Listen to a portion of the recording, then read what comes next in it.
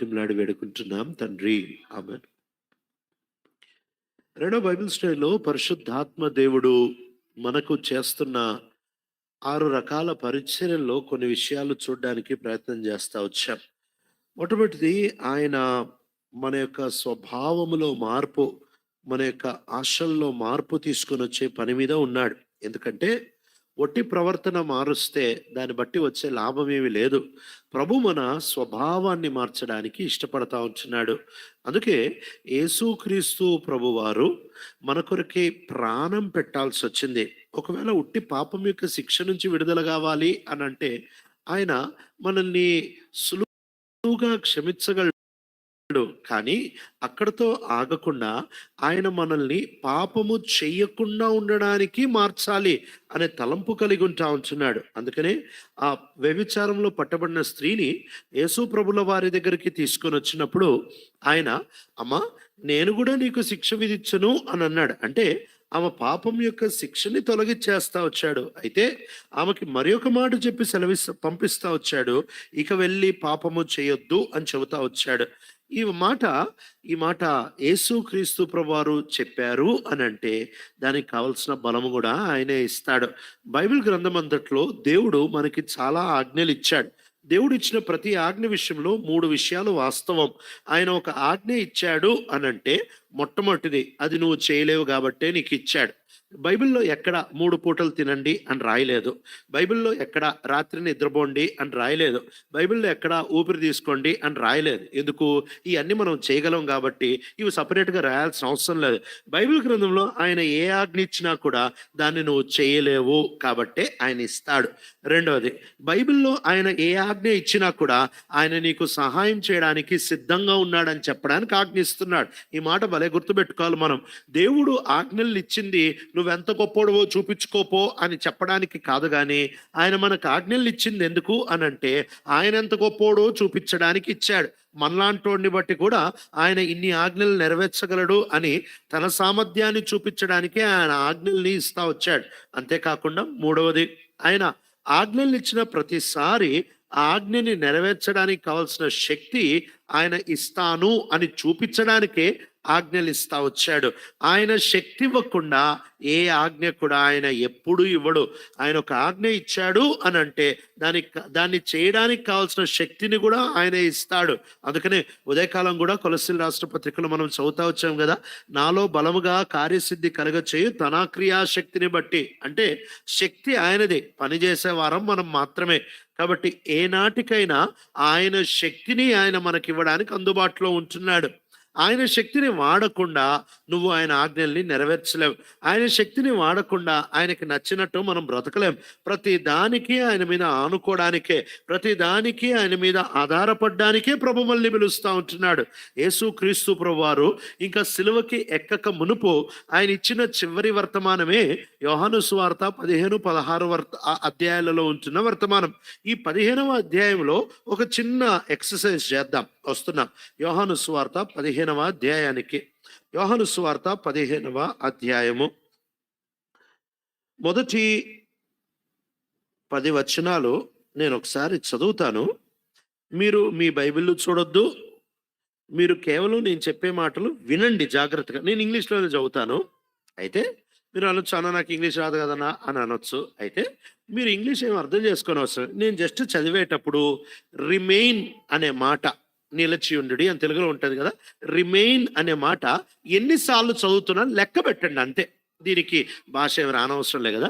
Remain అనే మాట నేను ఎన్నిసార్లు చదువుతున్నానో లెక్క పెట్టండి. నేను చదివేటప్పుడు ఒత్తి చదువుతా, మీకు సులువుగా గుర్తుపట్టడానికి.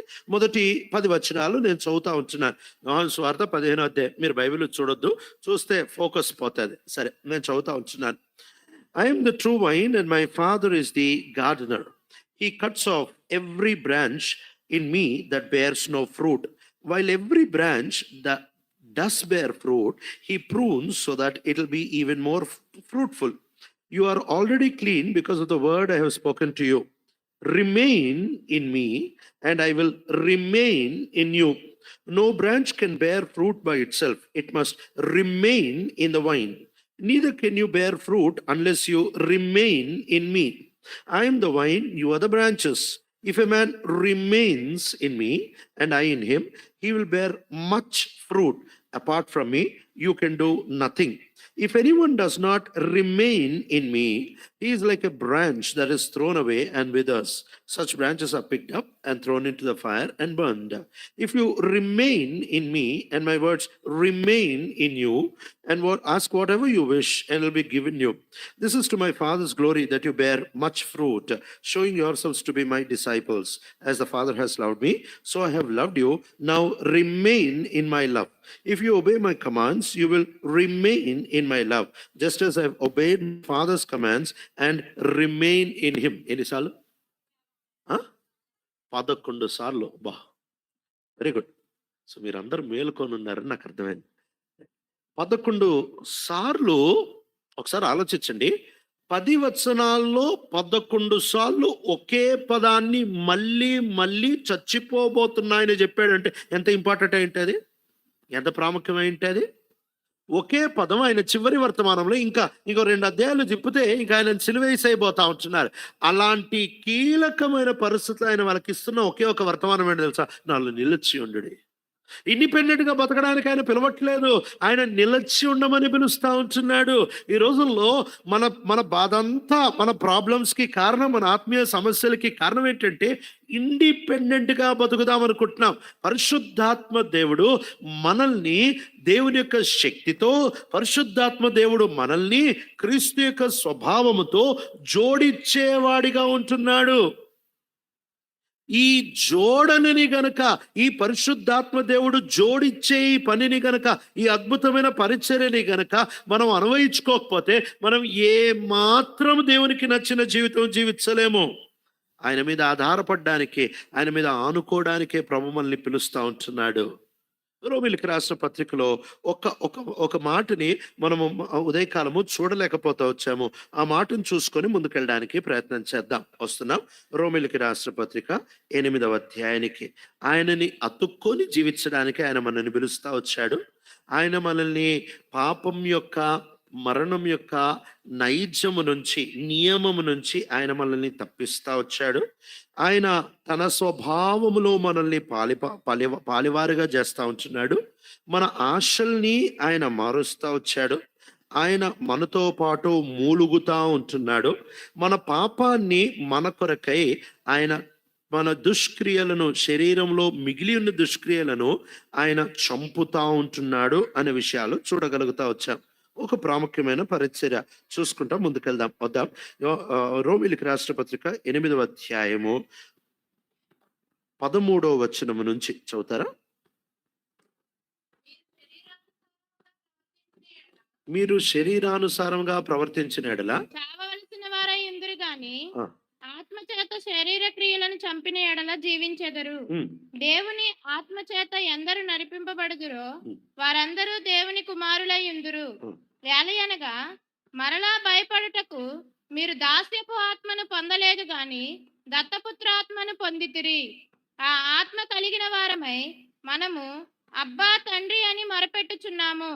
మనము దేవుని పిల్లలమని ఆత్మ తానే మన ఆత్మతో కూడా సాక్ష్యం ఇచ్చుచున్నాడు. చాలండి. ఇక్కడ చాలా చక్కటి 4 విషయాలు రాస్తా వచ్చారు. మొదటిగా ఆయన చెబుతా ఉంటున్న మాట 13వ వచనంలో మనం చదువుతా వచ్చాం కదా, ఒకవేళ మీరు శరీర క్రియలను ఆత్మ ద్వారా చంపిన ఎడల, అంటే మన ఇష్టం, బలవంతం ఏమీ లేదు. If you kill. యేసుప్రభువారు కూడా ఇదే మాటని ఇంకో రకంగా ఏం చెప్తా వచ్చారంటే, ఒకవేళ ఒక గోధుమ గింజ నేలన పడి సావకుండిన ఎడల, అంటే సావాలా లేదా దాని ఇష్టం, దానికి ఇష్టమై ఒప్పించుకుంటే చచ్చిపోతుంది, అది లేదు బిగబట్టుకుంటే చచ్చిపోదు. కాబట్టి మన ఇష్టము అని చెప్తా ఉంటున్నాడు. పరిశుద్ధాత్మ దేవుడు మనలో ఉన్నాడు. అందుకే ఉదయకాలం చెప్తా వచ్చాను ఈ మాట. ఆయన ఎవరిని దేనికోసం కూడా బలవంత పెట్టడు. ఆయన మన ముందు ప్రత్యామ్నాయాలు పెడతాడు. నీ ఇష్టము అని అంటాడు. ఆయన బలవంత పెట్టేవాడు కాదు. అందుకే లౌదీషియా సంఘంతో, ఆయన అంతకు ముందు సంఘంతో అంటాడు, నేను తెరిసింది ఎవడు మూయలేడు, నేను మూసింది ఎవరు తెరవలేరు, అంత శక్తి కలిగిన వాడుగా మాట్లాడుతూ లౌదీషియా సంఘం దగ్గరికి వచ్చేటప్పటికి అంటున్నాడు, నేను తలుపు యొద్ద నిలబడి తడుతున్నాను, ఎవడైనా ఆ స్వరం విని తలుపు తీస్తే, అంటే తీయకపోతే నేను బయటే ఉంటాను, కానీ బలవంత పెట్టుకొని తలుపు తన్ని మాత్రం లోపలికి రాను. కాబట్టి ఆయన బలవంత పెట్టే దేవుడు కాదు. ఇక్కడ కూడా ఆయన అంటున్న మాట ఇదే. ఏంటి అని అంటే, మన శరీర దృష్టిలను మనము ఆత్మ ద్వారా చంపిన ఎడల, అంటే నీ ఇష్టం, నీకు కావాలంటే చేసుకోవచ్చు, లేకపోతే లేదు.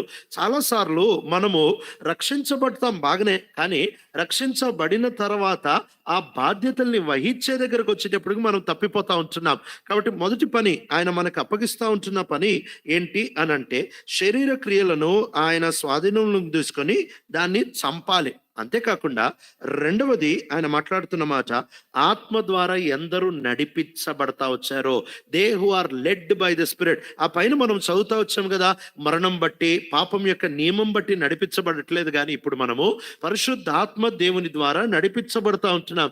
ఎట్లా నడిపించబడగలము? పరిశుద్ధాత్మ దేవుడు ఎప్పుడు నడిపిస్తాడు అని అంటే, నువ్వు సమ్మతిచ్చే కొలది నడిపిస్తాడు. ఆయన బలవంతంగా ఎప్పుడు నడిపించేవాడు కాదు. ఆయన చెబుతాడు తప్ప ఆయన బలవంత పెట్టేవాడు కాదు. నువ్వు కుడికి తిరిగినను ఎడమకు తిరిగినను ఇదే త్రోవ, దీంట్లో నడువు అని చెబుతాడు తప్ప బలవంత పెట్టడు. ఆయన యోహానుని ఇక్కడికి ఎక్కిరము అని పిలుస్తాడు. ఆయన ఇష్టపడితేనే ఎత్తబడతాడు. కాబట్టి మన జీవితాల్లో ఆయన బలవంత పెట్టేవాడు కాదు. ఎందరూ ఆయన ఆత్మచేత నడిపించబడతా ఉంటున్నారు. దేని బట్టి నడిపించబడతా ఉంటున్నాము? ఈ రోజుల్లో దేవుని ఆత్మ మనల్ని నడిపిస్తూ ఉంటున్నారా? ఆయన ఎట్లా నడిపిస్తారు అని అంటే, పరిశుద్ధాత్మ దేవుడు చేస్తున్న ఒక చాలా కీలకమైన, చాలా ప్రాముఖ్యమైన పరిచర్య ఏంటి అని అంటే, ఆయన మనకి లేఖనాల్ని గుర్తు చేసే పరిచర్య. ఇది చాలా కీలకమైన పరిచర్య. ఆ మాట చదువుదామా? యోహాను సువార్త 14వ అధ్యాయానికి వస్తున్నాం. యోహాను సువార్త 14వ అధ్యాయము 26వ వచనం చదువుతారా?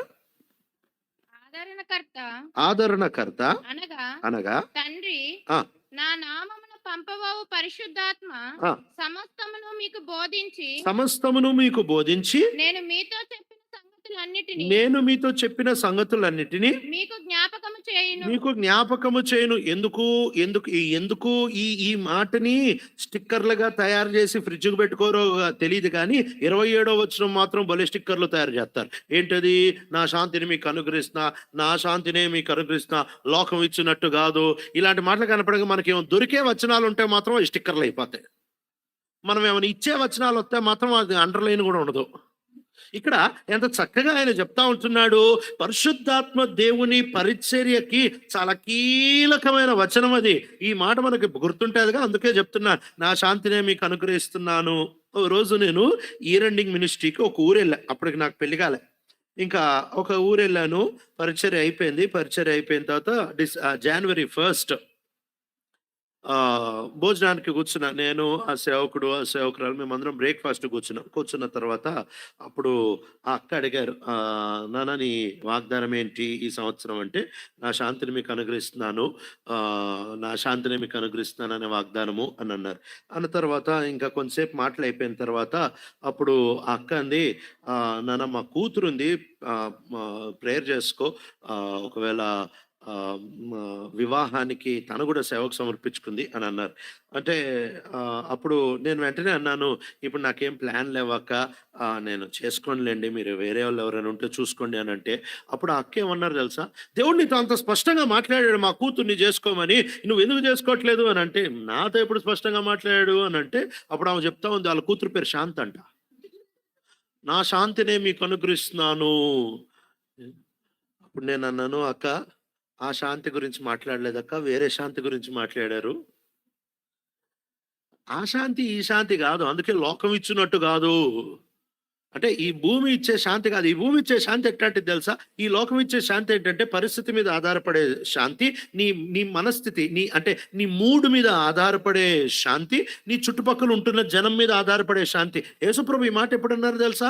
27వ వచనం చాలా విచిత్రమైన సందర్భంలో అన్నారు. ఆయన ఎప్పుడన్నారు అంటే, ఇంకా 17వ అధ్యాయంలో ఇంకా ఆయన తీసుకెళ్లి సిలువేయబోస్తా ఉంటున్నారు, తన్నబోతా ఉంటున్నారు, కొట్టబోతా ఉంటున్నారు, పిడిగుద్దులు గుద్దబోతా ఉన్నారు. సావు ఆయన కోసం ఎదురు చూస్తా ఉంది, అన్యాయం ఆయన కోసం ఎదురు చూస్తా ఉంది, చీకటి ఏలుతా ఉంటున్న పరిస్థితులు, సొంత శిష్యులు వదిలిపెట్టి పారిపోబోతున్న భయంకరమైన పరిస్థితులు, వాతావరణం బాగాలేదు, చుట్టుపక్కల ఉంటున్న వాళ్ళు బాగలేరు, ఆయన మనస్థితి కూడా డిస్టర్బ్డ్ గా ఉండి, అలాంటి పరిస్థితులు ఆయన అంటున్నాడు, నా శాంతిని మీకు ఇస్తున్నాను. ఆయనలో ఇంకా శాంతి ఉంటా వచ్చింది. అయితే ఈ శాంతిని ఆయన ఎప్పుడు ఇస్తా అంటున్నాడు తెలుసా? పైన దానికి దీనికి ఆ సందర్భాన్ని మనం గమనించాలి. ఈ రోజుల్లో శత్రువు ఏం చేస్తా ఉంటున్నాడు అనంటే వచనాలనే తీసుకుంటున్నాడు గానీ సందర్భం నుంచి బయటకు తెచ్చేస్తున్నాడు. కాంటెక్స్ట్ ఒకటి, కాంటెక్స్ట్ లేకుండా లేఖనాలని చదివేస్తే ఆ కాలానికి శత్రువు మోసం చేస్తే ఈజీ విధానం ఏంటో తెలుసా? ఆడేం పెద్ద అబద్ధ బోధలు, పెద్ద పెద్ద అబద్ధ సిద్ధాంతాలు ఏమి తీసుకొని రానవసరం లే. వాక్యపు సందర్భముల నుంచి, బైబిల్లో నుంచి మనకు నచ్చిన వాక్యాలు బయటకు తీసేస్తా ఉంటాం. ఓ రోజు ఇటీవల కాలంలో ఓ పిల్లోడు కలిశాడు. ఆ పిల్లోడు కలిసి ఏమన్నాడంటే, అన్నా ప్రభు నాతో మాట్లాడుతూ వచ్చాడన్నా అని అంటే, ఏం మాట్లాడారా నాయన అంటే, అప్పుడు వీడు అంటున్నాడు, అన్నా దేవుడు నన్ను ఆశీర్వదిస్తా అన్నాడన్నా, భూజనములన్నీ నా బట్టే ఆశీర్వదించబడతాయంట, వీడు బట్టే ఆశీర్వదించబడతాయంట. అంటే ఇంకా వీడికి ఆశీర్వాదం డీలర్షిప్ ఇచ్చేసాడు దేవుడు. ఇంకెక్కడ దుకాణాలు లేవు, ఎవడన్నా ఆశీర్వదించబడాలంటే వీడి దగ్గర నుంచి ఇది వీడి కాంటెక్స్ట్. నేను అన్నాను ఎక్కడుందిరా అంటే, అయ్యో అదేంటి అంకుల్ మీకు తెలియదా అని అంటే, తెలియకే అడుగుతున్నాను రా నాయన అంటే, అది కానీ 12లో అన్నాడు కదా అని అంటే, భుజం మీద చేసి అన్నాను, మొదటి 2 వచనాలు చదవలేదా అని అంటే, ఏంటి అంకుల్ మొదటి 2 వచనాలు అని అంటే, నీ తండ్రింటిని, స్వజనాన్ని, నీ సొంత ఆస్తిని, నీ చిరాస్తుల్ని వదిలిపెట్టి రమ్మన్నాడు కదా అని అంటే, వాడు వెంటనే ఏమన్నాడు తెలుసా? అది అబ్రాహాం అంకుల్, అది మాట్లాడలేదు దేవుడు నాతో. ఏం తెలివి కదా, అదేమో అబ్రాహాందంట, 3, 4 ఏమో ఈడిదంట. ఇంకోటి కలిసాడు ఇటీవల కాలంలో. వాడు అపోస్తల కార్యం 9వ అధ్యాయం 15వ వచనం చెప్తా ఉంటున్నాడు. ఏంటంటే, దేవుడు నన్ను ఏర్పరచుకున్న పాత్ర అన్నాడు అంకుల్, దేశంలో రాజుల ఏట అన్యజనుల ఏట నిలబడడానికి నేను ఏర్పరచుకున్న పాత్ర అంటే అంకుల్, నేను దేవుని చేత విపరీతంగా వాడబడతాను అని అంటే, 16వ వచనం చదవలేదా అని అంటే, ఏముంది అంకుల్ అని అంటే, అతను నా నామం నిమిత్తమై ఎన్ని శ్రమలు పడాలని అతనికి చూపిస్తానంటే, అది నాది కాదు అంకుల్, అది పౌలుది. 15 మాత్రమే నాతో మాట్లాడాడు. ఇదే అబద్ధం. God will never speak out of context. A text without context is pretext. ఎప్పుడైతే దేవుడు మాట్లాడతాడో ఆయన సందర్భానుసారంగానే మాట్లాడతాడు. మనకు ఒక చెడ్డ అలవాటు ఏంటంటే, ఎక్కడన్నా ఒక మాట కనిపిస్తే ఆ మాటకు తగిన వాక్యం ఏదో తీసుకొని వచ్చేసేస్తా ఉంటాం. అలవాటు మానేసుకోండి. బైబిల్ని అవుట్ ఆఫ్ కాంటెక్స్ట్ ఊరికే వాడడం భక్తి అనుకోదు, తెక్కది, పెచ్చది, అది చెడ్డ అలవాటు. అలా ఏదంటే ఎక్కడంటే ఆ వాక్యం ఊరికట్ట వాడేయొద్దు. వాక్యాన్ని చాలా జాగ్రత్తగా ఏ సందర్భంలో వాడాలి ఆ సందర్భంలో వాడాలంతే. ఈ కాంటెక్స్ట్ చాలా ఇంపార్టెంట్. ఏం కాంటెక్స్ట్ తెలుసా? ఆయన శాంతిని ఆయన ఎప్పుడు ఇస్తా అంటున్నాడు? ఎప్పుడు ఆయన శాంతిని ఇస్తా అంటున్నాడు అంటే, ఆ పైన వచనంలో ఉంటున్న పరిచర్య ఆయన మనకి చేయనిచ్చినప్పుడు ఆయన శాంతిని ఇస్తున్నాడు. ఆ శాంతి ఎక్కడి నుంచి వస్తా ఉంది? ఎట్లాంటి శాంతి అని అంటే, నువ్వు వెళ్తా ఉంటున్నప్పుడు, నువ్వు నీ పనుల్లో ముందుకు వెళ్తా ఉంటున్నప్పుడు, నువ్వు ఎక్కడన్నా తప్పిపోతా ఉంటున్నప్పుడు, పరిశుద్ధాత్మ దేవుడు యేసు ప్రభువారి మాటలు నీకు గుర్తు చేస్తాడు. పరిశుద్ధాత్మ దేవుడు యేసు ప్రభువారి మాటల్ని నీకు బోధిస్తూ ఉంటాడు. అంటే నీ మార్గముల్లో నువ్వు నడిచేటప్పుడు నువ్వు ఎక్కడైనా తప్పిపోకుండా పరిశుద్ధాత్మ దేవుడు టైంకి ఆ వచనాన్ని నీకు గుర్తు చేస్తాడు. పరిశుద్ధాత్మ దేవుడు పరిచర్య చేసే విధానమే ఇదే. నువ్వు ఒక సందర్భం కూడా వెళ్తా ఉంటున్నప్పుడు అంటే ఎప్పుడు గుర్తు చేస్తాడు? ఈ మాట బాగా ఆలోచించాలి మనము. అక్కడ ఈ మాట తెలియజేస్తాను అనట్లేదు, ఈ మాట గుర్తు చేస్తా అంటున్నాడు. గుర్తు చేస్తాను, లేకపోతే ఇంగ్లీష్లో ఏమన్నట్టు గుర్తునే ఉంటుంది, జ్ఞాపకము అని ఉంటుంది కదా. సరే, మేము తెలంగాణ వాళ్ళం కదా, అందుకే గుర్తు అంటాం. సరే, జ్ఞాపకము ఇంగ్లీష్ బైబిల్లో రిమైండ్, గుర్తు లేకపోతే జ్ఞాపకం చేయడం అంటే ఏంటి? ఇంతకుముందు ఆల్రెడీ తెలుసు, ఆ విషయాన్ని మళ్ళీ చెప్పడాన్ని జ్ఞాపకం చేయడం అంటారు. అంటే దీని అర్థం ఏంటి తెలుసా? మర్యాదకు రోజు బైబిల్ చదివేవాడికే ఈ పరిచయం చేస్తాడు. నేను బైబిల్ చదవను కానీ పరిశుద్ధాత్మ దేవుడు నాకు జ్ఞాపకం చేస్తాడు అని అంటే, పరిశుద్ధాత్మ దేవుడు ఒక ఆయన ఇలా చెబుతా వచ్చాడు. పరిశుద్ధాత్మ దేవుడు చాలా మంది విశ్వాసుల జీవితంలో ఉంటాడు కానీ ఏమీ పని చేయడు. ఎందుకు అని అంటే, ఆయనంట మన రక్షించబడిన వాని హృదయంలో, అంటే ఊరికే అలంకార భాషలో చెప్పారు ఆయన, రక్షించబడిన వాని హృదయంలో 66 షెల్ఫులు ఉంటాయంట. ఆదికాండం, నిర్గమకాండం, సంఖ్య, లేవి, ద్వితీయోపదేశకాండం, ఇలా 66 షెల్ఫులు ఉంటాయంట. పరిశుద్ధాత్మ దేవుడు ఏ పని చేయాలనుకున్నా ప్రతిసారి షెల్ఫ్లు తీసి చూస్తాడంట, ఏమన్నా వచనాలు ఉన్నాయని. ఏమీ లేకపోతే ఆయన స్టూల్ వేసుకొని కూర్చుంటాడంట. అయిపోయిన తర్వాత, ఏంది ప్రభా నువ్వు నాకు సాయం చేయలేదంటే, సరుకుంటేగా పని చేయడానికి ఏమన్నా సరుకుంటేగా. ఒక వంట మనిషినే పిలిచామనుకో, వంట మనిషిని పిలిచి పెద్ద వంటగదిలో ఆయనను పెట్టి, ఇదిగో మధ్యాహ్నంకల్లా భోజనం చేసి పెట్టేసేయి అని లోపల పెట్టి తాళం వేసి వచ్చేసావు. వచ్చిన తర్వాత మధ్యాహ్నం భోజనం టైం అయింది. తలుపు తీసి చూసావు. ఆయన డేక్షాని బోల్దా వేసుకొని దాని మీద కూర్చొని చక్కగా గేమ్ ఆడుకుంటున్నాడు. ఒరేయ్, వంట చేయలేదా, నువ్వు గేమ్లు ఆడుకుంటున్నావు ఏంట్రా అని అంటే, లేదు సార్ చేయలేదు. అరే, నిన్ను పిలిచింది ఎందుకురా, డబ్బులు ఇచ్చింది ఎందుకురా, వంటగదిలో పెట్టింది ఎందుకురా అంటే, సరుకులే ఇవ్వలే సార్, దేంట్లో వంట చేసేది. ఎంత మంచి వంట అయినా నువ్వు సరుకు ఇవ్వాలిగా. పరిశుద్ధాత్మ దేవుడు చేసే పరిచర్య, ఈ మాట బాగా గమనించాలా. దేవుని సార్వభౌమత్వం, మానవుని బాధ్యత రెండు కలిసి వెళ్తాయి. ఆయన సార్వభౌముడే, కానీ మన బాధ్యతను మనం వహించవలసిన వారమే ఉంటున్నావు. నువ్వు బైబిల్ ఎప్పుడైతే చదువుతావో, తగిన టైం వచ్చినప్పుడు పరిశుద్ధాత్మ దేవుడు ఆ మాటల్లో నుంచే నీకు గుర్తు చేస్తాడు తప్ప కొత్త మాటలేమి ఉండవు. కొత్త మాటలేమి ఉండవు. చాలా మంది పిల్లలు ఇలాంటి ప్రార్థనలు చేస్తూ ఉంటారు. దానియేలుకి కలభావం చెప్పిన దేవా, నాకు కూడా ఎగ్జామ్లో వచ్చే క్వశ్చన్ పేపర్ చెప్పవా, లేకపోతే ఎగ్జామ్కి వెళ్ళిన తర్వాత డైరెక్ట్గా ఆన్సర్ బయలుపరచవా. దానియేలుకి టెక్స్ట్ బుక్లు లేవు, అందుకే కలభావం చెప్పాడు. నీకు టెక్స్ట్ బుక్లు ఇచ్చాడు, నీకు అలాంటివి చెప్పడు. నువ్వు చేయగలిగింది నీ కోసం ఎప్పుడూ చేయడు. నువ్వు చేయలేనిది నీ కోసం చేస్తాడు. ఎప్పుడు చేస్తాడంటే, నువ్వు చేయగలిగింది చేసేసిన తర్వాత. మళ్ళీ చెప్తున్నా, నువ్వు చేసుకోగలిగింది నీ కోసం ఎప్పుడూ చేయడు. నువ్వు చేయలేనిది నీ కోసం చేస్తాడు. ఎప్పుడు చేస్తాడంటే, నువ్వు చేసేది చేయాల్సిన తర్వాత. అర్థమయ్యే భాషలో చెప్తా. దేవుడు ఎవరి పొలంలో కూడా విత్తనాలు వేయడు. నువ్వు విత్తనాలు వేస్తే వర్షం ఆయన పంపిస్తాడు. విత్తనాలు నువ్వు వేసుకోగలవు, నువ్వే వేసుకో అంటాడు. వర్షం నువ్వు తీసుకొని రాలేవు, ఆయన వర్షం పంపిస్తా అంటాడు. కాబట్టి అపోస్తలుడైన పౌలు కూడా ఇదే మాట చెప్తా ఉంటున్నాడు కదా. కార్యసిద్ధి కలగచే శక్తి ఆయనది, కానీ మాకు చేయగలిగింది ఏంటి? మేము బోధించగలం, మేము బుద్ధి చెప్పగలం, మేము ఆదరించగలం. ఈ పనులు మేము చేస్తున్నాం. మేము చేయగలిగింది మేము చేస్తాం, మేము చేయలేనిది ఆయన చేస్తాడు. కాబట్టి పరిశుద్ధాత్మ దేవుని ఈ అద్భుతమైన పరిచర్యని మనం ఎప్పుడు మర్చిపోకూడదు. ఆయన జ్ఞాపకము చేసే పరిచర్య. లేఖనాలని సమృద్ధిగా చదివినప్పుడు పరిశుద్ధాత్మ దేవుడు ఆ లేఖనాలని మనకి గుర్తు చేస్తాడు. A.W. టోజర్ గారు ఈ చక్కటి మాట చెప్తా వచ్చాడు, చాలా అద్భుతమైన మాట. You require the whole Bible to make a Christian whole. నీకు పూర్తి బైబిల్ అవసరం ఒక పూర్తి క్రైస్తవుడిని తయారు చేయడానికి. సగం బైబిల్తో నువ్వు పూర్తి క్రైస్తవుడిని తయారు చేయలేవు. ఈ రోజుల్లో బైబిల్ విషయంలో చాలా నిర్లక్ష్యం. ఏమన్నా అంటే వరుసగా చదువుకుంటా పోతాం. ఉదయకాలం ఆ మాట చెప్తా వచ్చాను కదా, మన దగ్గర మనం ఇంత అడ్డగోలుగా బైబిల్ చదువుతాం కదా, అసలు ఇస్రాయేల్లో అలా చదవరు. అందుకనే ఇస్రాయేలీలకి సమతుల్యంగా వాక్యం తెలుసు. ఏ ఇస్రాయేలీనైనా తీసుకోండి, వాళ్ళకి సమతుల్యంగా వాక్యం తెలుసు. ఎందుకు సమతుల్యంగా తెలుసా? ఈ రోజుల్లో ఆ రోజుల్లో ఇస్రాయేల్లో వరుసగా చదివేవాళ్ళు. అంటే ఇంతకు ముందు చెప్పా కదా, ఆదికాండం అంటే అధ్యాయాలు లేవు, కానీ మొదటి చుట్ట ఈరోజు మొదటి పత్రిక, మొదటి చుట్ట స్క్రాల్ ఈరోజు ఒక సమాజ మందిరానికి వస్తే, అది నెక్స్ట్ సమాజ మందిరానికి వెళ్తే ఆ తర్వాత దాని కంటిన్యూషన్ వచ్చే సబ్బాత్ రోజు వీరికి వస్తుంది. అంటే వాళ్ళు వాక్యాన్ని వరుసగా చదువుతారు. ఈ రోజుల్లో అందరూ కాదు కానీ దాదాపుగా సోమర సేవకులే.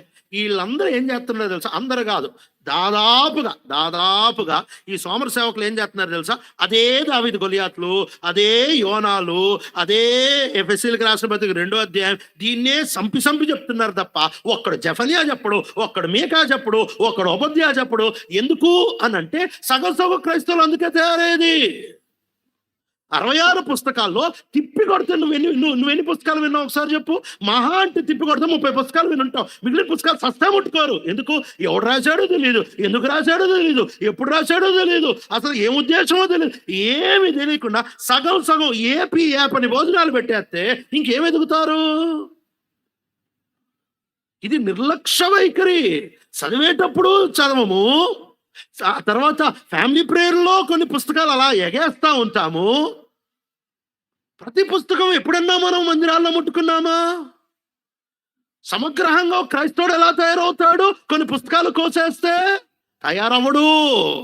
సోమరిపోతులు చేసే పనిది సమగ్రంగా. అందుకే అపోస్తలుడైన పౌలు అపోస్తల కార్యములు చాలా క్లియర్గా చెప్తుంటాడు, we preach the whole council of God అంటాడు. మేము దేవుని యొక్క ఆలోచన అంతా చెప్పామంటాడు, మొత్తం చెప్పాడు.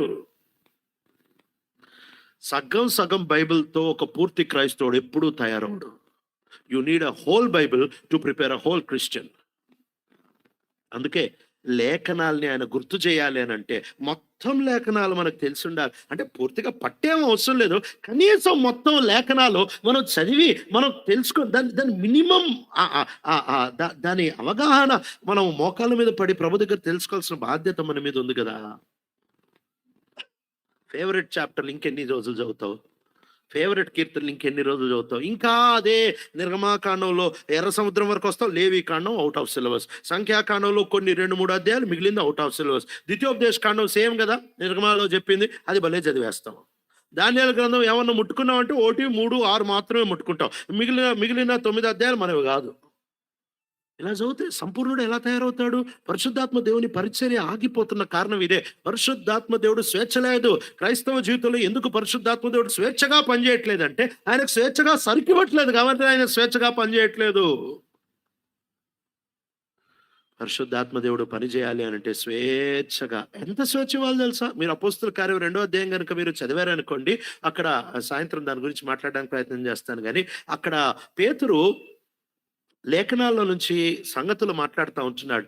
ఒకసారి ఆలోచించండి, మనం బైబిల్ తీసి చూడడం ఎంత సులువంటే మనకి అధ్యాయాలు ఉన్నాయి, మనకి వచనాలు ఉన్నాయి, మన చేతుల్లో బైబిల్ ఉంది. పేతురు దినాల్లో చేతుల్లో బైబిల్ లేదు, అధ్యాయాలు లేవు, వచనాలు లేవు. అయినా కూడా యోవేల్లో రాశారు, కీర్తనలో రాశారు. ఎక్కడో ఒక మూల యోవేలు, ఎక్కడో ఒక మూల కీర్తన. ఎట తెలుసు అనంటే సమాజ మందిరంలో వీళ్ళు విన్న బైబిలే బైబిల్. ఈరోజు మనం పఠింప శ్రేష్ఠ గ్రంథం బైబిల్ అనే పాట చక్కగా పాడుతూ ఉంటున్నాం, మంచిదే. కానీ ఆ రోజుల్లో వాళ్ళు పఠించడానికి వాళ్ళ చేతుల్లో బైబిల్ లేవు తెలుసా? ఒక ఉత్తరం రాశాడు అని అంటే కొలసీకి, ఇదిగో మీరు చదివిన తర్వాత అట్లా ఉదీశాఖ పంపించుకోండి అని చెప్తా వచ్చాడు. అంటే ప్రభు ఖచ్చితంగా మన జీవితాల్లో లేఖనాల్ని మన చేతుల్లో పెట్టాడండి. మన చేతుల్లో పెట్టిన తర్వాత ఇది మన బాధ్యత. కష్టపడి ఒళ్ళు దగ్గర పెట్టుకొని జాగ్రత్తగా, క్రమబద్ధంగా, బుద్ధిపూర్వకంగా, ఉద్దేశపూర్వకంగా నాతో మాట్లాడు ప్రభా అని తలబద్దలు కొట్టుకొని కూర్చోవడం మన బాధ్యత. ఈ బాధ్యతతో నువ్వు ఎప్పుడైతే కూర్చుంటావో ఆ లేఖనాలని ఆయన నీలో నాలో పనిచేస్తూ ఉంటాడు. కాబట్టి ఈ పరిచర్ని మనం నిర్లక్ష్య పెట్టి పరిశుద్ధాత్మ దేవుడు ఎందుకు పనిచేయట్లేదు అంటే if your God works only with students of the word. పరిశుద్ధాత్మ దేవుడు పనిచేసేది లేఖనాల విద్యార్థులతో మాత్రమే. వీళ్ళు పెద్ద చదువురానోళ్ళేమో కానీ బైబిల్ని మాత్రం జాగ్రత్తగానే చదివిన వాళ్ళు. అందుకే ప్రభు వాళ్ళ ద్వారా పనిచేస్తా వచ్చాడు. సరే, మెట్టుకి పరిశుద్ధాత్మ దేవుడు చేసే పరిచర్య ఏంటి అంటే గుర్తు చేసే పరిచర్య. ఇప్పుడు వస్తున్నాం రోమిలకు రాసిన పత్రిక 8వ అధ్యాయానికి. మళ్ళీ ఆయన మనల్ని నడిపించాలి అని అంటే మొదటి విషయం మనం చూస్తా వచ్చాము, ఆయన మన పాపమును మన దుష్క్రియలను చంపాలి. రెండవది ఆయన మనల్ని నడిపించాలి అని అంటే మన లోపల ఉంటున్న లేఖనాలని వాడుకొనే ఆయన మనల్ని నడిపిస్తాడు. ఆ తర్వాత మూడో మాట చాలా కీలకమైన మాట, స్పిరిట్ ఆఫ్ సన్షిప్ అంటే దత్తపుత్ర ఆత్మ. చాలాసార్లు కొన్ని పదాలు మనం వాడేస్తూ ఉంటాం కానీ వాటిని అర్థాన్ని మనం తెలుసుకుంటే మేలేమో. మనం నీతిమంతులుగా తీర్చబడ్డాం అని అనుకుంటా ఉంటాం. వాస్తవంగా బైబిల్ చెప్పే పదజాలనే. అయితే మనం ఇంకా నీతిమంతులుగా తీర్చబడలేదు. అది ఫ్యూచర్లో జరిగే విషయం. జస్టిఫికేషన్ అంటే అది ఫ్యూచర్లో జరిగే విషయం. అయితే గతంలో జరిగిపోయినట్టు మాట్లాడతారు అంతే. ఎప్పుడు మనం నీతిమంతులంగా తీర్చబడతాను తెలుసా? ఒకరోజు ఎప్పుడు నేను నిర్దోషిగా నేను ఎప్పుడు తీర్చబడతాను? ఒకవేళ నా మీద ఒక కోర్టు కేసు ఉంది. నా మీద ఒక కోర్టు కేసు ఉన్నప్పుడు నా లాయర్ గారు ఏమంటారంటే, సార్ అన్ని ఆధారాలు మన వైపే ఉన్నాయి సార్, అన్ని చట్టం మన వైపే ఉంది సార్, మీరేం టెన్షన్ తీసుకోవద్దు, ఖచ్చితంగా మీరు గెలుస్తారు, మీరు నిర్దోషిగా తీర్చబడతారు అని అంటాడు. నిర్దోషిగా తీర్చబడతాడు అంటానే ఉంటాడు రోజు. కానీ ఇంకా నేను తీర్చబడలేదు. ఎప్పుడు తీర్చబడతాను తెలుసా? ఏ రోజైతే కోర్టులో నన్ను పిలుస్తారో ఆ రోజు నేను జడ్జి ముందు నిలబడినప్పుడు, ఆ రోజు నా ఆధారాలన్నీ అడ్వకేట్ గారు ప్రజెంట్ చేసి చట్టం అంతా నా పక్షాన ప్రజెంట్ చేసిన తర్వాత ఆ రోజు జడ్జి అంటాడు నువ్వు నిర్దోషివయ్యా అంటాడు. ఆ రోజు నేను నీతిమంతుడిగా తీర్చబడ్డా. అప్పటి వరకు ఈ లాయర్ గారు చెప్పిన మాటని బట్టి నేను నీతిమంతుడిగా తీర్చబడుతున్నాను. ఇప్పుడు చదివితే ఈ మాటని విన్న తర్వాత మీరు ఈ మాట చదివితే అప్పుడు మీకు అర్థమవుతుంది. వస్తున్నాం రోమిలకు రాసిన పత్రిక 8వ అధ్యాయానికి. రోమిలకు రాసిన పత్రిక 8వ అధ్యాయం 15-16 వచనాలు చదువుతారా? ఏలయనగా మరలా భయపడుటకు మీరు దాస్యపు ఆత్మను పొందలేదు గాని దత్తపుత్రాత్మను పొందితిరి. ఆ ఆత్మ కలిగిన వారమై ఆ, మనము అబ్బా తండ్రి అని మొరపెట్టుచున్నాము. ఆ. మనము దేవుని పిల్లలమని మనము దేవుని పిల్లలమని ఆత్మ ఆత్మ తానే మన ఆత్మతో కూడా సాక్ష్యం తానే ఇచ్చుచున్నాడు. మన ఆత్మతో ఎట్లయితే అడ్వకేట్ ఏం కాదులే నేను అంత రెడీగా చేశాను పక్కా మనం కేసు గెలిచేది పక్కా నువ్వు నిర్దోషం అయ్యేది పక్కా అని ఎట్లయితే మనకి న్యాయవాది అడ్వకేట్ గారు చెప్తా ఉంటారు కదా, అట్లా మన లోపల ఉంటున్న పరిశుద్ధాత్మ దేవుడు మన లోపల చెప్తా ఉంటాడు పక్కా నువ్వు దేవుని కుమారుడుగా ఒక రోజు తీర్చబడతావు, పక్కా నువ్వు నీతిమంతుడుగా తీర్చబడతావు అని లోపల నుంచి అంటున్నాడు తప్ప అది ఇంకా అవ్వలేదు, అది ఇంకా అవ్వలేదు. ఆ సందర్భాన్ని చూస్తా వచ్చినట్లయితే ఆయన దత్తపుత్ర ఆత్మ అని అంటా ఉంటున్నాడు. దత్తపుత్ర ఆత్మ అంటే మనం అర్థం చేసుకోవాలి, అంటే మన దేశంలో దత్తత తీసుకోవడం వేరు. అపోజిదైన పౌలు రాస్తున్న సందర్భము ఆనాటి గ్రీకో రోమన్ వరల్డ్, ఆనాటి గ్రీక్ దేశము, ఆ గ్రీక్ ప్రాంతాలు అంటే గ్రీక్ భాష మాట్లాడేవారు రోమా ప్రపంచము ద్వారా ఏలబడే వారికి రాస్తా ఉంటున్నాడు ఈ మాటలు. ఇక్కడ ఒక మాట చెప్పి ముందుకెళ్తాను, అంటే ఈ సందర్భం వేరు కానీ అంటే మీకు ఉపయోగపడుతుందేమో ఈ మాట. గల్తీలకు రాష్ట్ర పత్రిక 4వ అధ్యాయం 4వ వచనంలో చదువుతారా మాట? గల్తీలు రాష్ట్ర పత్రిక 4వ అధ్యాయం 4వ వచనము. అయితే అయితే కాలము పరిపూర్ణమైనప్పుడు ఆ, దేవుడు తన కుమారుని పంపెను. చాలండి. కాలం పరిపూర్ణమైనప్పుడు దేవుడు తన కుమారుణ్ణి పంపెను. కాలం పరిపూర్ణమైనప్పుడు అని అంటే 1000 సంవత్సరాలకి ఎందుకు పరిపూర్ణం కాలేదు, 2000కి ఎందుకు కాలేదు, 3000కి ఎందుకు కాలేదు, 4000 సంవత్సరాల తర్వాత 2000 సంవత్సరాల క్రితం ఎందుకు కాలం అప్పుడే పరిపూర్ణమైంది అనే ప్రశ్న మనకు రావచ్చుగా. ఏంటి కాలం పరిపూర్ణం అవడం అంటే? ఈ యేసుక్రీస్తు ప్రభువారు ప్రపంచం అంతటికీ రక్షకుడిగా వచ్చాడు.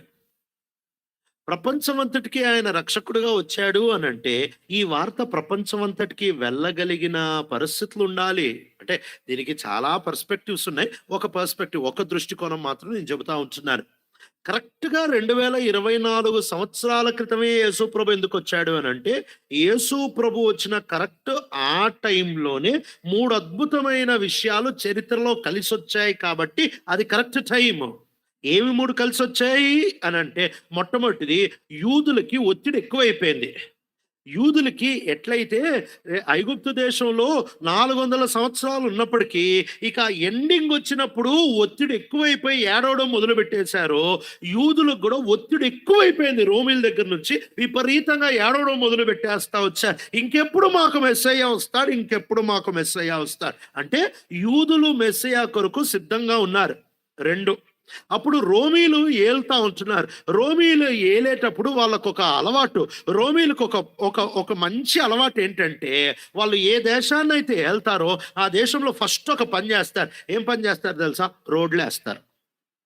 రోడ్లు వేసేస్తారు. అంటే రోడ్లు అంటే మరీ మన హైవేల్లా కాదులేండి, ఆ కాలపు రోడ్లు సంగతి మాట్లాడుతూ ఉంటున్నారు. రహదారులు కట్టేస్తూ ఉంటారు, మంచి మంచి రోడ్లు వేసేస్తారు. వాళ్ళు ఏ దేశం జయించినా కానీ ఆ దేశానికి రోడ్లు వేసేస్తారు. ఎందుకు ఆ దేశానికి రోడ్లు వేస్తారు అని అంటే, ఏమన్నా కొంచెం గందరగోళం అయితే సైన్యం వేగంగా వెళ్ళిపోవడానికి రోడ్లు వేసేస్తారు ఆ దేశానికి. 3, అప్పట్లో గ్రీకు వాళ్ళు ఏళ్తా వచ్చారు. ఈ గ్రీకు వాళ్ళు ఏ దేశానికి పోయినా వీళ్ళు పని చేస్తారు. రోమీలేమో రోడ్లు వేస్తారు, గ్రీకులేమో గ్రీకు దేశం వాళ్ళు ఏమి చేస్తారు అని అంటే హెలెనైజేషన్ అంటారు. అంటే వాళ్ళు ఏం చేస్తారు అని అంటే, ఏ ఊరు పోతే ఆ ఊరు వాళ్ళకి గ్రీకు భాష నేర్పించేస్తారు. ఆ ఊరోళ్ళకి గ్రీకు భాష నేర్పిస్తారు. ఎందుకు గ్రీకు భాష నేర్పిస్తారు అని అంటే, వీళ్ళు ఏలడానికి ఈజీ, వీళ్ళ పుస్తకాలు వీళ్ళ సిద్ధాంతాలు వాళ్ళకి పంపించేయడం ఈజీ కాబట్టి ఒక భాష సిద్ధాంతాన్ని, ఇంటర్నేషనల్ లాంగ్వేజ్ సిద్ధాంతాన్ని గ్రీకు వాళ్ళు తీసుకొని వచ్చారు. ఇప్పుడు ఒకసారి ఆలోచిద్దామా? ఈ 3 భలే కలిసి వచ్చాయి. ఒక పక్కనేమో యూదులు ఇక్కడ ఆయన వస్తున్నాడు అని ఒత్తిడికి మెస్సయ్య కొరకు ఎదురు చూస్తున్నారు.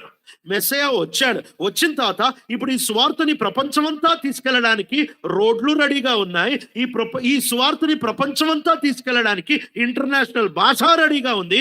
అందుకనే నువ్వు కొత్త నిబంధన పుస్తకాలు ఆ ఇంటర్నేషనల్ భాషలో రాసి రోమీలు వేసిన రోడ్డు మీద తీసుకొని ప్రపంచం అంతా వెళ్ళిపోతా వచ్చింది. అట్లా బూదిగంతాల వరకు సువార్త పోయింది. ఈ రోజుల్లో ఆయన ఆయన ఎంత చక్కగా మన కొరకే స్వార్థని సిద్ధపరిచి పెడతా వచ్చాడు కదా. సరే. అది ఊరికే మీకు మీకు మీకు అర్థం కాడానికి ఆ భాగం చెప్పాను. అది నా భాగం కాదు. సరే. ఈ రోమీయులకు రాసిన పత్రిక 8వ అధ్యాయానికి వస్తున్నాను. నేను ఎందుకు ఈ మాట చెప్తా వస్తున్నానంటే, ఇది రోమో రోమన్ గ్రీకో వరల్డ్‌లో గ్రీకో రోమన్ వరల్డ్‌లో రాయబడుతున్న దత్తపుత్ర లేక దత్తు తీసుకునే ధనం గురించి మాట్లాడుతాం. మన దగ్గర దత్తు తీసుకోవడం చాలా ఈజీ. ఏముందో సర్టిఫికేట్ అటు ఇటు సంతకాలు పెడితే అయిపోతది. కానీ వాళ్ళకి అట్లా కాదు. వాళ్ళు దత్తు తీసుకోవాలంటే దానికి 4 స్టేజ్‌లుంటాయి. దత్తు తీసుకోవాలంటే 4 స్టేజ్‌లుంటాయి. మొదటి స్టేజ్ ఏంటంటే కోరుకోవడం. రెండో స్టేజ్ ఏంటంటే వాళ్ళని ట్రైనింగ్ ఇవ్వడము. మూడో స్టేజ్ ఏంటి అనంటే పరీక్షించడం. నాలుగో స్టేజ్ ఏంటంటే ప్రొక్లమేషన్. దాన్ని అందరి ముందు చెప్పడము. అందుకనే మీరు ఈ పదం చదివే ఉంటారు గదా! యెషయా గ్రంథం 9వ అధ్యాయము 6వ వచనంలో మనకి శిశువు చదువుతారా మాట? యెషయా 9:6.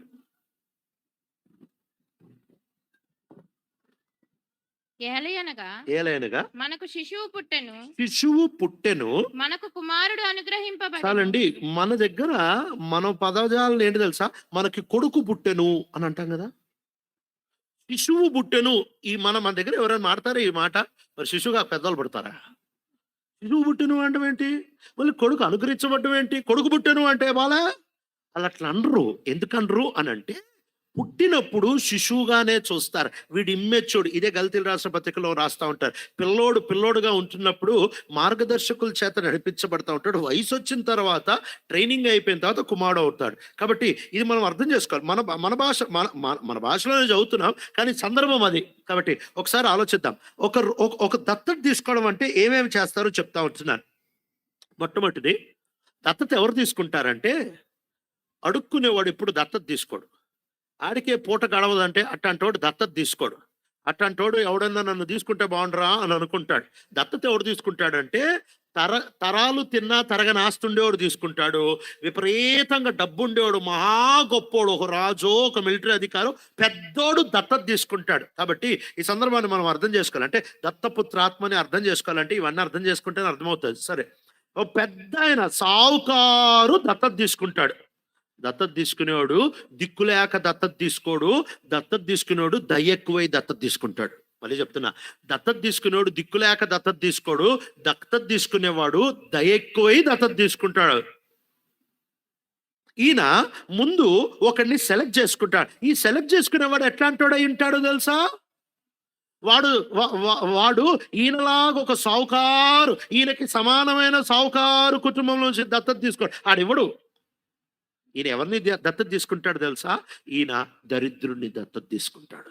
ఈయన చేతగానోడిని, ఈయన దిక్కుమాలోడిని, ఈయన వాడు పైకి రాలేనోడిని, ఈయనకి వెనక చరిత్ర లేనోడు, అలాంటోడిని వెతుక్కో అంటాడు. ఇది మొదటి ప్రాసెస్. ఆయన వెతుకుతాడు, ఇలాంటి వాడిని వెతుకుతాడు.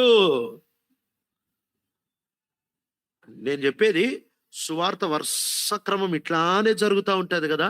ముందు వెతుకుతాడు. ఆయన ఔదార్యము దిక్కులేని వాడిని వెతుకుతాడు. ఆయనకు అక్కరుందని కాదు, ఆయనకి దయుందని వెతుకుతాడు. ఎతికి వాళ్ళు ఏం చేస్తారంటే, రోమిలు కానీ గ్రీకు వాళ్ళు కానీ, వాళ్ళు ఎతికి వాడిని తీసుకుంటారు. తీసుకోగానే నువ్వు నా కొడుకురా ఈ రోజు నుంచి అని అనరు. వాడిని తీసుకొని ఒక గార్డియన్ చేతిలో పెడతారు. అంటే ఒక నేర్పించే వాని చేతిలో పెడతారు, ఒక ఉపదేశకుని చేతిలో పెడతారు. ఈ ఉపదేశకుడు వీడిని తీసుకొని వచ్చి ఏం నేర్పిస్తాడు తెలుసా? ఒరే, నీ బతుకు ఇప్పటి వరకు ఇట్ట బతికేవరా, మీ అమ్మా నాన్న ఇట్లాంటి వాళ్ళరా, వాళ్ళు ఇట్లాంటి కూలి పనులు చేసుకునేవారు. కానీ ఇప్పుడు నిన్ను దత్తు తీసుకొని పోయే మీ డాడీ ఎవరో తెలుసా? పలానా వ్యాపారస్తుడురా, పలానా యుద్ధశూరుడురా. కాబట్టి ఆయనకి నచ్చాలి అని అంటే నువ్వు కూడా వ్యాపారం నేర్చుకోవాలరా, ఆయనకి నచ్చాలంటే నువ్వు కూడా యుద్ధం నేర్చుకోవాలరా. ఆయన ఫీల్డ్లో నిన్ను తయారు చేస్తాడు. ఇట్లా చాలా సంవత్సరాలు తయారు చేస్తారు. ఎవరు అనంటే ఈ టీచర్లు తయారు చేస్తారు. ఈ టీచర్లు ఎవర్రా అనంటే ఈ దత్తత తీసుకునే వానికి సమీపంగా ఉంటున్నాడు.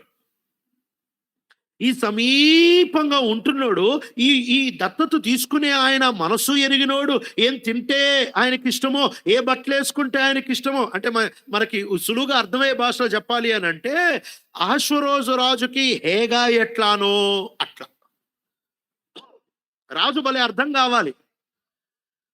మిగిలిన ఆడపిల్లలందరూ తెలివిమంతులు అనుకొని దీనికి ఇది మ్యాచింగ్ అనుకొని తగిలించుకొని పోయారు. ఎంత మ్యాచింగ్ అయితే ఏ చూసి ఆయనకి నచ్చకపోతే, ఈమె భలే మ్యాచింగ్ ఏమో, ఈమె డీపీలకి అన్ని లైక్లు వస్తాయేమో, ఈమె స్టేటస్కి ఓ భలే వ్యూలు వస్తాయేమో, అహస్వరోజు రాజుకి నచ్చకపోతే ఇంక అంతకంటే దిక్కుమాలను బతుకుంటారు. ఆమె ఇంకోటి నీ పెళ్లి చేసుకోకూడదు, ఈయన ఆమెని చేసుకోడు, ఊరికే దద్దమ్మలాగా పడి ఉంటాయి, తినుకుంటా ఉంటాయి తప్ప ఏం పని చేయదు. జీవితంలో పిల్లలు ఉండరు. ఎంత దిక్కుమాలిన బతుకు తెలుసా? ఎందుకు తెలుసా? ఈమెకి లాజిక్ ఎక్కువైపోయింది. ఏంటంటే నాకు భలే ఉందే అంటుంది, కానీ ఆయనకి నచ్చట్లే. ఎస్తేర్ ఎంత తెలివి కలిదంటే, నాకు రాజుకి ఏమి నచ్చుతుందో నాకు తెలియదు, నీకు రాజు బాగా తెలుసు అని తెలుసు, కాబట్టి నీకేమి నచ్చుతే రాజుకు కూడా అదే నచ్చుతుంది, లేక రాజుకి ఏమి నచ్చితే నీకు అదే నచ్చుతుంది అని తెలుసు, నువ్వు చెప్పింది చెప్పినట్టు ఎంట. అంతే కదండి లాజిక్. దేవుడికి ఏమి నచ్చుతుందో మనకి తెలియదే. యాకోబు ఇస్సాకు దగ్గరికి వెళ్ళేటప్పటికి ఇస్సాకుకి ఎలాంటి భోజనం నచ్చుతుందో యాకోబుకి తెలీదు. ఆ రుచి ఇద్దరికే తెలుసు. ఒకటి ఏశావుకి తెలుసు, రెండు కట్టుకున్న భార్య రెబెక్కాకి తెలుసు. వీళ్ళిద్దరికే తెలుసు. అందుకే యాకోబు ఎంత తెలివిగా తెచ్చిచ్చాడు. అమ్మా నువ్వే ఉండమ్మా అన్నాడు. ఎందుకు? నేను వండుకొని తీసుకెళ్ళాను అనుకో, నాకు నచ్చినట్టు వండుకుంటా, ఎర్రగా వండుకుంటాను. ముసలాయనకి కడుపు అరగలేదనుకో, ఇక దీవెన కాదు కదా, శాపమే. ముందే మన పేరే బాగలేదు, అదిగాక దరిద్రం మన వెంటాడుతుంది. ఇక ఈయన దగ్గరికి వెళ్ళానంటే నా కూర ఆయనకి నచ్చదు, నువ్వు చేయి, ఆయనకి నచ్చినట్టు నువ్వు చేయి, నేను తీసుకెళ్ళి ఇస్తా. ఎంత చక్కటి ఉదాహరణలు కదండి, ఎంత చక్కటి ముంగుర్తులు పాత నిబంధనలో మనకి. అందుకే యేసుప్రభు ఎప్పుడు వస్తాడో తెలుసా? యేసుప్రభు ఎప్పుడు వస్తాడు అని అంటే, సంఘంగా మనం ఓ భలే పాటలు పాడేస్తా ఉంటాం. ప్రియా యేసు రాజునే చూసినా చాలు, చూస్తే ఏమవుతుంది ఏడా ఉంటాం. నేను అనుకుంటా ఆయన వచ్చి సంఘం ఎత్తబడిన తర్వాత కూడా భలే జోరుగా ప్రియా యేసు రాజునే చూసినా చాలని పాటలు పాడుకుంటారు. సంఘానికి రాకడ మీద స్పెషల్ మీటింగ్లు ఉంటాయి తెలుసా, యేసుప్రభు వచ్చి వెళ్ళిపోయిన తర్వాత కూడా. ఎందుకంటే ఇనేవాళ్ళు చాలా మంది ఏడే ఉంటారు, చెప్పేవాళ్ళు కూడా చాలా మంది ఏడే ఉంటారు. నిజంగా ఆయన ఎప్పుడు వస్తాడు తెలుసా? ఆయన ఎప్పుడు వస్తాడంటే, సంఘం రా ప్రభా నేను రెడీ, నేను రెడీ, నేను రెడీ రాడు. అమ్మడు చదువుదామా? వద్దాం, ప్రకటన గ్రంథానికి వద్దాం. ప్రకటన గ్రంథానికి వద్దాం. 17వ వచనం, 22వ అధ్యాయం. ప్రకటన గ్రంథం 22వ అధ్యాయము 17వ వచనం. ఆత్మయు ఆ, పెండ్లి కుమార్తెయు ఆ. రమ్ము అని చెప్పుచున్నారు. చాలండి, ఇద్దరు చెప్పాలంట. ఒకటి పెళ్లి కుమార్తె ఎప్పుడు చెప్తానే ఉంటుంది, నేను రెడీ, నేను రెడీ, నేను రెడీ. ఈ కాల పెళ్లి కుమార్తెల సంగతి మాట్లాడట్లేదు కానీ నేను, ఎందుకంటే పెళ్లి రిసెప్షన్ మధ్యలో బట్టలు మార్చుకోవడానికి వీళ్ళు వెళ్ళారంటే సియోన్ గీతాలు అయిపోతాయి, రారు. ఏంటంటే పాపం పెళ్లి కొడుకు ఎప్పుడో రెడీ విచ్చోళ్ళ తిరుగుతూ ఉంటాడు. ఏంట్రా అంటే, ఇంకా రాలే. ఏందమ్మా అంటే, రెడీ అవుతున్నా అంకుల్, ఇంకో వచ్చా, ఇగో వచ్చా, ఇగో వచ్చా. ఈ పెళ్లి కుమార్తె అట్లాంటి పెళ్లి కుమార్తె కాదులేండి. ఈమె రమ్ము అని అంటుంది. ఈ ఒక్క మాట కాదు, ఆత్మ కూడా. ఆత్మ ఎందుకు అంటున్నారు? ఆత్మ యేసు ప్రభు ఇష్టం తెలుసు, యేసు తండ్రికి సేవకుడు ఎట్లుండాలో తెలుసు. ఆమె రెండింటినీ ఎరిగి, తండ్రికి ఎట్లాంటి సేవకుడు కావాలో, యేసు ప్రభుకి ఎట్లాంటి వధువు కావాలో ఇది ఎరిగి ఆయన వధువు సంఘాన్ని చూసి అంటున్నాడు, యేసు నేను సాక్ష్యం ఇస్తున్నా, రెడీరా, రెడీగా ఉంది, వచ్చి పరిశుద్ధాత్మ దేవుడు సంఘం కలిసి మాట చెప్పాలి, అప్పుడు ఆయన వస్తాడు. ఈరోజు సంఘం మాత్రం చెప్తుంది, ఆయన చెప్పట్లే, అందుకే ఆయన రావట్లే. ఇద్దరి ఆశ అది. సరే, ఈ దత్తపుత్ర ఆత్మ ఈ దత్తు తీసుకోవడానికి ఈ సావుకారు ఒక దిక్కుమాలనోడి కోరుకొని వీడిని తీసుకొని వెళ్ళి ఆయనకి దగ్గరగా, ఆయన మనస్సు ఎరిగి, ఆయన ఇష్టాలని ఎరిగి, ఆయన వ్యాపారాలు, ఆయన యుద్ధ నిపుణతను అన్నిటినీ ఎరిగిన ఒక మార్గదర్శకుని చేతిలో వీడిని వదిలిపెడతాడు. వదిలిపెట్టి, ఇదిగో నా కోసం పెంచు అని అంటాడు.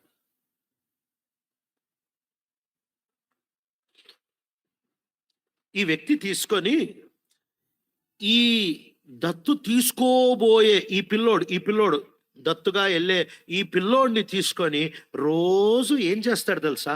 తన యజమాను గురించి మాట్లాడతాడు, అంతే, ఇంకేం చేయడు. రోజు తన యజమాని గురించి మాట్లాడతాడు. ఇదిగో ఆయనకి నీలి రంగు బట్టలంటే భలే ఇష్టం తెలుసా? ఆయన ఎంత గొప్పోడు తెలుసా? ఆయన గుర్రపు సవారి అంటే భలే ఇష్టం తెలుసా? ఆయన కత్తి ఎట్లా తిప్పుతాడో తెలుసా? ఏమి లేదు. ఆయన సీజన్ అంతా చెప్పేది ఏంటి తెలుసా? నీ యజమానుడు ఇట్లా, నీ యజమానుడు ఇట్లా, నేను తీసుకోబోయే తండ్రి ఇట్లా, ఇట్లా, ఇట్లా, ఇట్లా, ఇట్లా చెబుతా ఉంటాడు, చెబుతా ఉంటాడు, చెబుతా ఉంటాడు, చెబుతా ఉంటాడు. చెప్పేటప్పుడు ఒక విషయాన్ని తలుపుల వెనకాల నుంచి పరీక్షిస్తా ఉంటాడు. ఏంటి తెలుసా? ఈ పిల్లోడు వచ్చేటప్పుడు ఆ పాత ఇంటి నుంచి బొమ్మలు, బట్టలు, అమ్మా, నాన్న అంటే ఫోటోలు లేవు గానీ అనుకుందాం. ఆ కాలంలో వాళ్ళ అమ్మా, నాన్న ఫోటోలు, వాళ్ళ అమ్మా, నాన్న ఇచ్చిన గిఫ్ట్‌లు, ఉంగరాలు అయన్నీ ఆడ నుంచి తెచ్చుకొనుంటాడు. అయన్నీ తెచ్చుకొని ఆడ పెట్టుంటాడు. ఇప్పుడు ఈ ఈ నేర్పించే మార్గదర్శకుడు చెప్తాడు. ఇదిగో ఆయనకి రెడ్ డ్రెస్‌లంటే అస్సలు ఇష్టం లేదు చూడు, చిరాకు అని రోజంతా చెప్పిన తర్వాత జాగ్రత్తగా పడుకునేటప్పుడు కిటికీ నుంచి చూస్తా ఉంటాడు. వీడి దగ్గర ఉంటున్న రెడ్ డ్రెస్సులతో ఏం చేస్తాడా అని. వాడు గనక అయ్యో! మా కొత్త నాన్నకి ఈ రెడ్ డ్రెస్సులు నచ్చవంట. మా పాత అమ్మా నాన్నలేమో రెడ్ డ్రెస్సులిచ్చారు. ఏం చేద్దాం అని చెప్పి, ఆ రెడ్ డ్రెస్సులన్నీ బీరువా నుంచి తీసి, తన బ్యాగ్‌లోంచి తీసి మూలకి ఇసిరి కొట్టాడనుకో, అప్పుడు ఈ మార్గదర్శకుడు అనుకుంటాడు, రెడీ అవుతున్నావురా నువ్వు. ఇలా ప్రతి ఏరియాని పరీక్షిస్తాడు ఈ మార్గదర్శకుడు. ప్రతి ఏరియాని పరీక్షిస్తాడు ఈ మార్గదర్శకుడు. పరీక్షించి, పరీక్షించి, పరీక్షించి ప్రతి ఏరియాలో ఈ పిల్లోడు ఎప్పుడైతే ఇంకా మా నాన్నకి నచ్చినట్టు నేనుండాలి అని ఎప్పుడైతే ఫిక్స్ అయిపోతాడో, అప్పుడు వాళ్ళ నాన్న దగ్గరికెళ్ళి చెప్తాడు, "సార్, మనోడు రెడీ సార్." ఇప్పుడు అర్థమైందా? యెషయా 9:6లో ఎందుకన్నారు? శిశువు పుట్టెను, కుమారుడు పుట్లే. కుమారుడు అనుగ్రహించబడెను. అనుగ్రహించబడెను అంటే ఏంటి తెలుసా? ఆయన టెస్టెడ్ అండ్ ట్రైడ్. ఆయనను పరీక్షించారు. అప్పుడు, అప్పుడు ఈ నాన్నకి ఎప్పుడైతే ఈ మార్గదర్శకుడు పోయి, "సార్, మనోడు రెడీ సార్" అని అంటాడో, అప్పుడు ఈ యజమానుడు లేకపోతే ఈ దత్తు తీసుకునే ఆయన ఒక పెద్ద ఫంక్షన్ పెడతాడు. ఒక పెద్ద ఫంక్షన్ పెట్టి తెలిసిన వాళ్ళందరినీ పిలుస్తారు. ఈ ఫంక్షన్‌ని వాళ్ళ భాషలో రిగేలియా అంటారు. ఆర్‌ఈ-జీ-ఏ-ఎల్-ఐ-ఏ రిగేలియా అని అంటారు. రిగేలియా అనే ఈ ఫంక్షన్‌లో అందరిని పిలుస్తారు. పిలిచిన తర్వాత ఇప్పుడు ఈ పిల్లోడిని పైకి తీసుకొనొస్తారు వేదిక మీదకి. తీసుకొనొచ్చి ఈ నాన్న నిలబడతాడు. దత్తు తీసుకోబోయే ఈ కుమారుడిని తీసుకొనొస్తారు. తీసుకొనొచ్చిన తర్వాత ఈ నాన్న ఆ కుమారుడిని ఓ ప్రశ్న అడుగుతారు. "ఒరేయ్! నీ పాత స్ నీ నీ పాత సామగ్రి ఏదైతుందో, నీ పాత వస్తువులు ఏవైతున్నాయో, నీ పాత ఐడెంటిటీ, నీ పాత గుర్తింపులు, ఇది మా నాయన ఇచ్చిన కా తాడు, ఇది మా మా తరతరాల నుంచి పెట్టుకున్న ఉంగరం, మా మా అమ్మమ్మ ఇచ్చిన చెప్పు, ఇట్లా సోదంతా ఉంటది గదా! ఇదంతా తీసుకొని, నీదంతా సరుకు పాతింటి సరుకంతుంది గదా! మొత్తం తగలబెట్టడానికి రెడీయా అని అడుగుతారు. అప్పుడు వీడు గనక అవునయ్యా, మొత్తం తగలబెట్టడానికి రెడీ అని అంటే తీసుకొచ్చి తగలబెట్టి అంటాడు. అప్పుడు ఈ ఈ పిల్లోడు ఇంటికెళ్ళి ఆ పెట్టె తెస్తాడు, వస్తువులు తెస్తాడు. దాంట్లో బంగారం ఉంటదా, దాంట్లో వెండి ఉంటదా, దాంట్లో ఏమేమి ఉంటాయో ఆ పాతింటి నుంచి తెచ్చినవన్నీ తెచ్చి అందరూ చూస్తుండగా ఆయన తన సొంత చేతితో దానికి మంట పెట్టేస్తాడు. మొత్తం బూడిదైపోతది. బూడిదయ్యే వరకు నిలబడి చూస్తాడు. బూడిదయిపోయిన తర్వాత ఇప్పుడు ఇప్పుడు ఈ యజమానుడు ఏమంటాడు తెలుసా?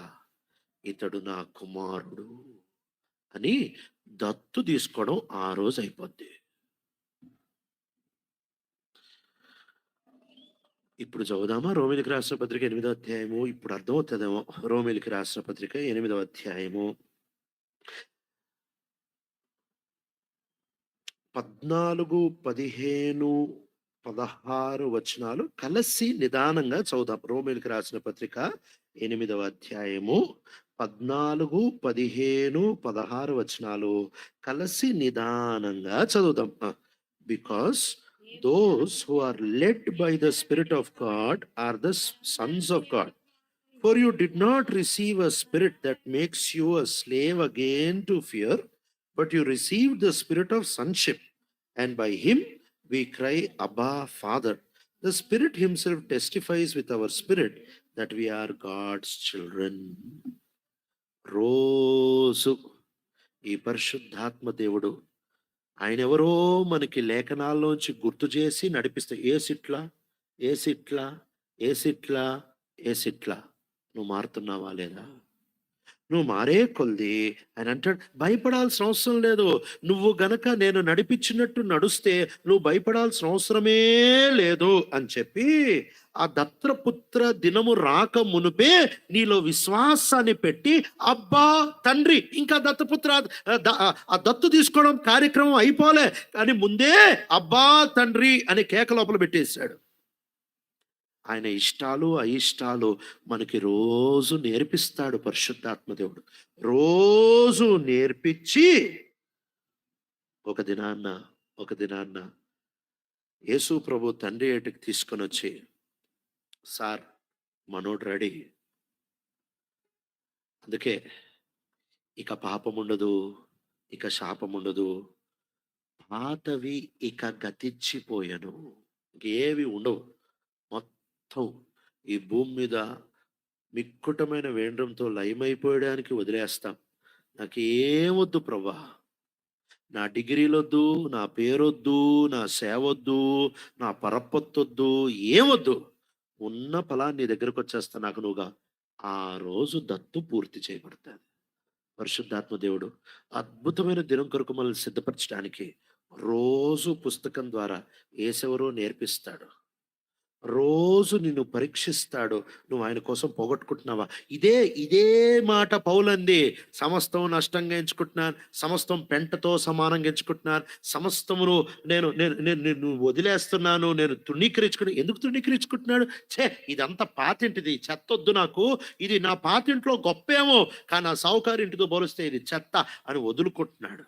ఇది పౌలు ఒక్కడే విశేష అనుభవం ఏం కాదు, దత్తు పొందవలసిన ప్రతి ఒక్కడు అనుభవం అయి ఉండాలి.